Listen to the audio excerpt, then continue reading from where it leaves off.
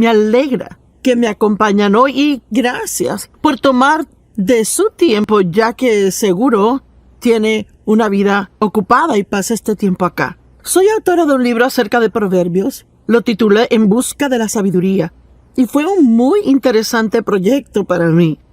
Yo no pienso que tenía ni idea de cuántos diferentes temas habían en proverbios hasta que escribí este libro.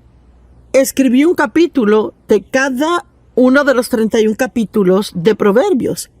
Y pienso que proverbios literalmente cubre cada área de la vida. Y si lo estudiamos, y por favor note que dije estudien, no solo lean, si lo estudiamos y realmente entramos en la profundidad de ello, pienso que cualquiera que aplica los principios y proverbios a su vida tendría una maravillosa, asombrosa vida. Y hoy quiero hablarles de algunos de los temas específicos en proverbios. Hay demasiados temas de que hablar en un solo programa, pero, por ejemplo, Proverbios capítulo 3, versos del 1 al 4, dice: Mi hijo, no olvides mi ley o mi enseñanza, sino deja que tu corazón guarde mis mandamientos. Pues largura de días y años de una vida que vale la pena ser vivida. Observen, no solo una vida, sino una vida digna de vivirse. Y tranquilidad interna y externa, y continua a través de la ancianidad y hasta la muerte, estas serán añadidas a ti. Es asombroso. Y no dejes que la misericordia y la bondad, que bloquean el odio y el egoísmo, y la verdad, la cual bloquea toda hipocresía deliberada o falsedad, se aparten de ti. Y Él nos dice aquí que si nosotros operamos en las cosas correctas, las incorrectas no tendrán lugar para entrar en nuestra vida. Y pienso que muchas veces lo manejamos mal. Tratamos de no hacer algo mal y deberíamos enfocarnos más en hacer lo correcto y ver que no habría lugar para que lo incorrecto se meta. Y Él dijo: sé misericordioso, sé amable, y te guardará de ser egoísta. Camina en la verdad y no tendrás que preocuparte por la hipocresía. No te apartes de ellas, átalas alrededor de tu cuello, escríbelas en la tabla de tu corazón. Y así, aquí está la promesa, y así hallarás favor, buen entendimiento y alta estima en los ojos de Dios y los hombres. Amo eso. Hablemos de misericordia. La Biblia dice que la misericordia triunfa sobre el juicio. ¿Y sabe qué es que vea? Hay tanto juicio en el mundo y crítica en el mundo hoy. Es que es abrumador cómo muchas personas tienen una opinión. Y claro, con la llegada de Facebook y el Internet, todos pueden expresar su opinión acerca de todos. ¿Y qué de la misericordia? Usted sabe, cuando uno comete un error, ¿quiere misericordia o quiere juicio?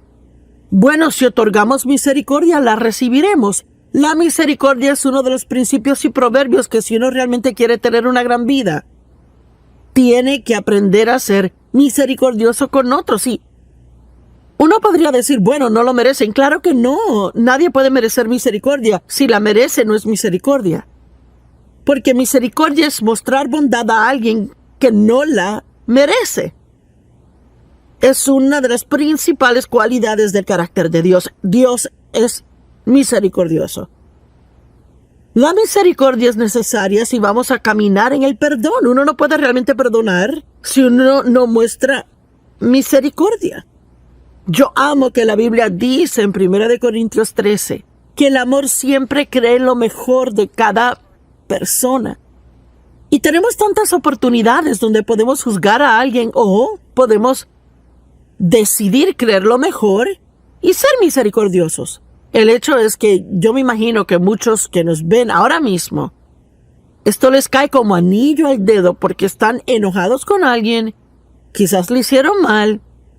Yo no digo que uno otorga misericordia porque alguien no esté mal. Uno la otorga cuando la gente está mal, cuando cometen errores. Pero sabe, no siempre se sabe lo que pasa en la vida de otra persona. Así que debemos ser como Dios y ser misericordiosos a otros. Y sí hay un tiempo para corregir, pero hay también un tiempo de misericordia. Yo no pienso que tenemos problemas con la corrección, ¿verdad? Pienso que la misericordia es la que nos molesta. La falta de perdón es un terrible problema en el mundo hoy. Y es un terrible problema en nuestras vidas. Y roba nuestra paz y nuestro gozo. Impide respuestas al orar. Obstaculiza la presencia de Dios en nosotros. Y es una infeliz carga de llevar por todo lado siempre, estar enojado siempre. Déles el don del perdón, el mismo que Dios le dio a usted, y será mucho más feliz. Jesús dijo, yo deseo misericordia, no sacrificio. Vayan, aprendan lo que significa. Y muchos años atrás me quedé medio atorada en esa escritura. Yo sabía que había algo que Dios quería que yo viera en ella, pero se me hacía difícil captarlo. Y yo seguía viéndola y leyéndola y leyéndola y leyéndola. Y finalmente lo capté. Déjeme leerle aquí Mateo 12:7. Si solo supieran lo que estas palabras significan, deseo misericordia, no sacrificio, ustedes no hubieran condenado al inocente. Pues Dios quiere darnos misericordia. Él no quiere nuestro sacrificio. Y Él quiere que le mostremos misericordia a otros y no requerir de ellos sacrificio. Cuando alguien te hace un mal, ¿eres capaz de mostrar misericordia y no tener que hacerles sentir culpables por lo que hicieron? Dios quiere que seamos misericordiosos con otros. Y sabía que Dios quería que viera algo, pero no sabía lo que era. Y honestamente se me hacía duro ser misericordiosa. ¿Dónde se evalúa en esto? ¿Se le hace difícil ser misericordioso? ¿Es más legalista y espera que lo sigan sus reglas? Y si no siguen, están en un lío. Bueno, es como vivir en el Antiguo Testamento legalista, en un sistema donde cada error que comete trae un castigo por ello. En el Nuevo Testamento vivimos bajo la gracia, que significa Dios nos da favor inmerecido y Él nos da misericordia aun cuando no la merecemos. Y no quiere decir que Dios nunca trate con nosotros por el pecado, porque lo hace. Pero hay muchas ocasiones cuando Él muestra misericordia, porque Dios entiende el porqué detrás del qué. Quizás usted ve solo lo que hago, pero Dios entiende que salí de un pasado roto, que he sido abusada, que yo nunca había vivido sino solo en disfunción, y me mostró misericordia en muchas situaciones donde otras personas no se aguantaban por juzgarme. El apóstol Pablo había perseguido cristianos y los metía en la cárcel. Él tenía una actitud asesina hacia ellos. Él se regocijó al apedrear a Esteban. Aún así, en el camino a Damasco, sin pedirlo, Pablo no lo pidió. Dios le mostró misericordia y Él lo visitó de tal manera que Pablo supo que era Dios y recibió la salvación y llegó a ser uno de los mayores apóstoles y escribió 2/3 partes del Nuevo Testamento. Y Pablo dijo, Dios me mostró misericordia. Pues aunque fui un blasfemo y un perseguidor y un violento, me fue mostrada misericordia porque actué en ignorancia e incredulidad. Y Pablo realmente era un hombre muy religioso, un fariseo, altamente educado. Y él pensó que estaba haciendo lo correcto porque él aún no creía en el Mesías. Así que Dios le mostró misericordia, porque él sabía que el corazón de Pablo era recto, aunque sus acciones estaban mal. Imagine eso. Alguien podría estar hiriéndole y su corazón estar bien, aunque sus acciones le estén hiriendo. A veces alguien puede que esté teniendo problemas en su vida, así que se malhumoran con uno, pero ni siquiera realmente se dan cuenta que lo hacen. Así que debemos ser más como el Señor y mostrar a otros más misericordia. Vea, lo que Dios trataba de enseñarme era que yo no estaba recibiendo misericordia de Él. Cada vez que hacía algo mal, sentía que tenía que pagar por ello. Sí, yo era una cristiana del Nuevo Pacto que iba a la iglesia siempre, pero muchas de las cosas eran de mi pasado, porque con mi papá, si uno lo enojaba, uno pagaba por ello. En algún modo, manera o forma, él lo podría excluir o quitarle los privilegios o vociferar, desvariar, gritar, chillar, abofetear a uno, lo que fuera, pero nunca misericordia. Y yo no sabía cómo mostrar misericordia. Y lo que Dios tuvo que enseñarme fue que yo no sabía cómo recibir misericordia de Él. Así que no podía dar lo que no tenía. Mire, si es muy duro consigo mismo, y óigame, alguien necesita esto. Si es muy duro consigo mismo, va a ser muy duro con otras personas también. Y Dios quiere que reciba misericordia de Él y dé misericordia a otras personas. La misericordia ve en otras personas sus necesidades y problemas y nos protege de ser totalmente egoístas y egocentristas. Piense profundamente. Nos haría a todos bien el sacar tiempo, cada día, aún un poquito de tiempo a diario, y meditar cómo sería el estar en algunas de estas condiciones. ¿Cómo sería para usted si usted estuviera en un hogar de ancianos y 10 años hubieran pasado y nadie jamás...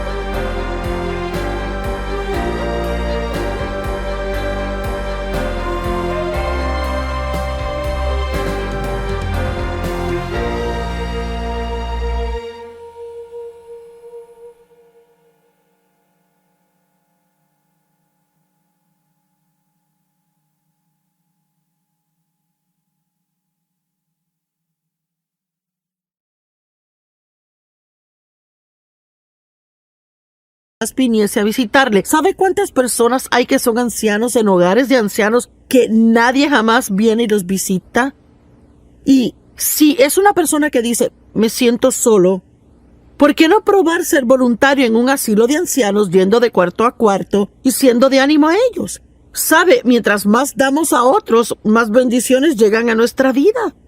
¿Cómo es que sería vivir en una nación subdesarrollada y tener que ver a sus hijos morir de hambre?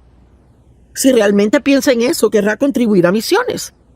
¿Cómo sería si fuera minusválida?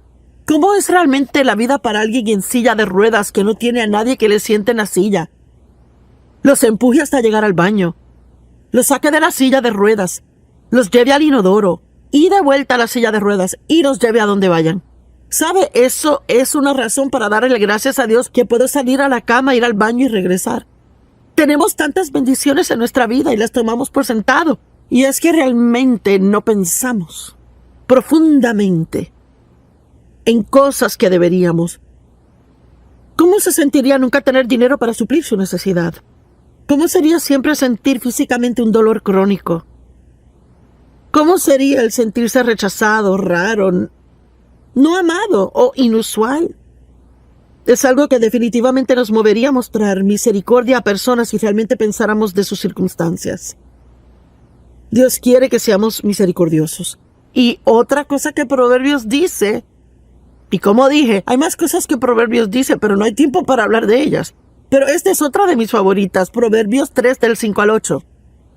Apóyate, confía en y ten confianza en el Señor con todo tu corazón y mente. Y no dependas de tu propia intuición o entendimiento. En otras palabras, no malgastes tu tiempo tratando de figurar las cosas que solo Dios sabe la respuesta y que Él no quiere decírtela aún. En todos tus caminos reconócelo y Él dirigirá tus sendas. No seas sabio en tus propios ojos. Reverentemente teme y adora al Señor y apártate enteramente del mal. En otras palabras, y quiero ser directa, ni se le ocurra que es lo suficientemente listo para guiar su vida sin Dios. Pues será salud a tus nervios y tendones y tuétano y humedad a tus huesos. En otras palabras, mientras menos tratemos de razonar las cosas, más saludables vamos a ser. La mentalidad de la carne es sentido común y razonamiento sin el espíritu. Y podemos sentarnos y razonar, pensar, y finalmente producir algo, pero eso no quiere decir que concluimos lo correcto. Romanos 8:6 en la amplificada dice, y la mentalidad de la carne, que es sentido común y razonar sin el Espíritu Santo, es muerte. Significa que no le hará feliz, sino que le hará miserable. Pero la mentalidad del Espíritu es vida y paz, tanto ahora como para siempre. Está viviendo por lo que piensa sin perseguir por la sabiduría y el acuerdo con el Espíritu Santo. Pablo oró que la sabiduría surgiera e iluminara sus mentes para que tuvieran verdadera profundidad en su entendimiento. Y saben, Adán y Eva fueron guiados por el Espíritu al ser puestos en el jardín. Ellos no eran guiados por sus cuerpos, por su mente, por su voluntad o por sus emociones, sino por el Espíritu. Pero al escoger el pecado, todo fue volcado boca abajo. Y luego todos los elementos naturales, los 5 sentidos, dominaron. Y la voluntad de Dios fue echada al suelo. Nuestro cuerpo se supone solo sea un vehículo para que nuestro espíritu opere aquí en la tierra. No puede estar en la tierra sin un cuerpo. Pues es un vehículo por el que el espíritu puede operar. Pero si el espíritu no tiene control del alma, ahí no puede fluir por nuestra mente, voluntad y nuestras emociones. Ni será para que su gloria sea vista en la tierra. La caída del hombre cambió la intención original de Dios para nosotros, pero podemos volver a ella. Y sabe, hay una maravillosa escritura en Eclesiastés y me gusta esto. Déjame hacerle una pregunta. ¿En qué clase de conducción está su vida hoy? ¿Tiene gozo? ¿Tiene paz? ¿Siente que está cumpliendo un propósito en su vida o está descontento e infeliz la mayor parte del tiempo? Infeliz con su empleo y con su familia, infeliz con su vecindario. ¿Qué tanto le da gracias a Dios comparado con lo que se queja? Estas son preguntas que me tengo que hacer regularmente. Yo creo que es bueno examinarse a sí mismo, no por condenación, sino solo por verlo. ¿Dónde estoy comparado con la palabra de Dios? Y si hay varias cosas en su vida que no le gustan, pueden ser arregladas muy rápido simplemente con obedecer a Dios. Y Salomón escribió el libro de Eclesiastés. Y él era un hombre que probó todo para ser feliz. Porque él dijo, lo hice todo, me edifiqué casas y piscinas y tuve esposas y cualquier cosa que quisiese, lo obtenía. Y nada de eso realmente le hizo feliz. Y en el capítulo 12, el último verso en Eclesiastés, y me gusta esto, en la amplificada, él dice, todo ha sido oído. El fin del asunto es esto. Teme a Dios, sé reverente y adórale sabiendo que Él es y guarda sus mandamientos. Pues esto es, y ahora sígame, este es el íntegro deber del hombre. El pleno y original propósito de su creación, fuimos creados para ser obedientes a Dios. El objeto de la providencia de Dios, la raíz de todo carácter. Vea, nuestro carácter piadoso es desarrollado a medida que hacemos lo que Dios quiere que hagamos, no solo lo que queremos hacer o lo que pensamos o sentimos. Es el fundamento de toda felicidad, el ajustarnos, y amo esto, el ajustarnos a todas las inarmónicas circunstancias y condiciones bajo el sol, y el íntegro deber del hombre. Y wow, él dice que cualquier cosa fuera de orden en nuestra vida debe ser corregida, obedecer a Dios, y que se transformará en lo que se supone que sea. No queremos vivir por razonamiento.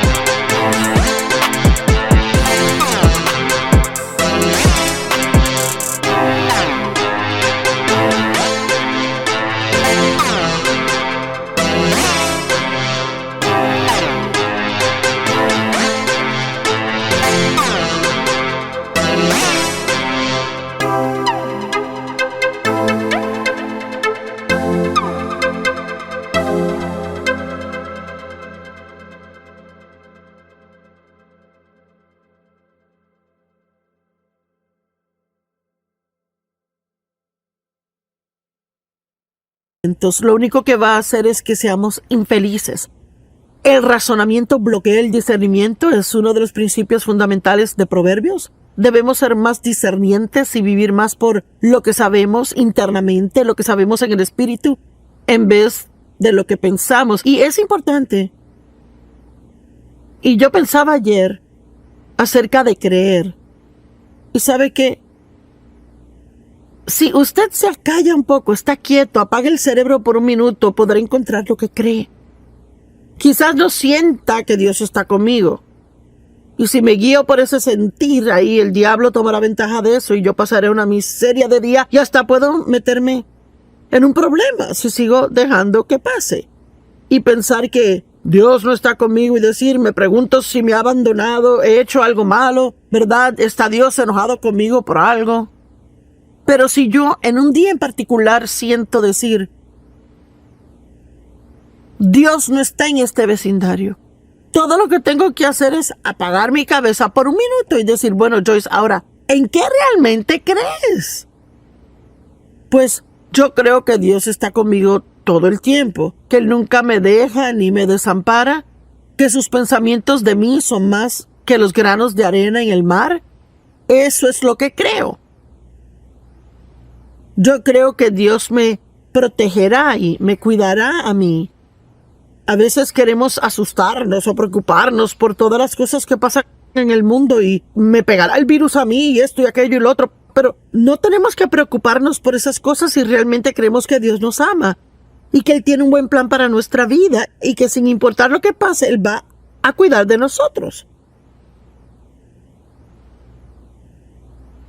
Pero si nos ponemos a razonarlo todo, y vea, uno puede razonar hasta salirse de la fe, si se fía mucho en razonamientos. Puede controlar su mente, la Biblia dice, echando abajo imaginaciones y cada altiva y elevada cosa que se exalta así en contra del conocimiento de Dios. Así que deje de tratar de figurarlo todo. ¿Sabía usted de qué habla Proverbios muchísimo? Y digo mucho. Realmente mucho del adulterio. Y yo voy a dar un paso valiente por unos minutos y hablarles del adulterio. Y la fornicación va con eso también, que es sexo antes del matrimonio.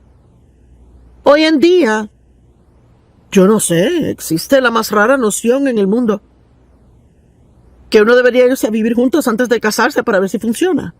Bueno, esa puede ser la noción del mundo, pero no es lo que dice la palabra. Y usted sabe, no podemos hacer lo que sea popular en el mundo y poder realmente estar en la voluntad de Dios. Y es que hay mucha infidelidad de los matrimonios. Y si lee Proverbios capítulo 5 y Proverbios 7, mire, en la Biblia Proverbios habla mucho del adulterio.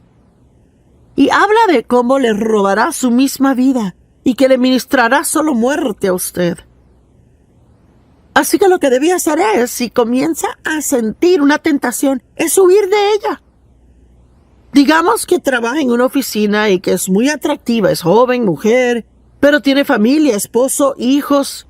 Y yo no sé, quizás las cosas no le han ido bien entre usted y el esposo, o quizás él no le presta suficiente atención a usted, de lo que sea el caso. Así que ya está en desventaja porque está abierta a la tentación y Satanás sabe eso. Bueno, supongamos que un joven guapo en la oficina empieza a traerle café y una dona cada mañana.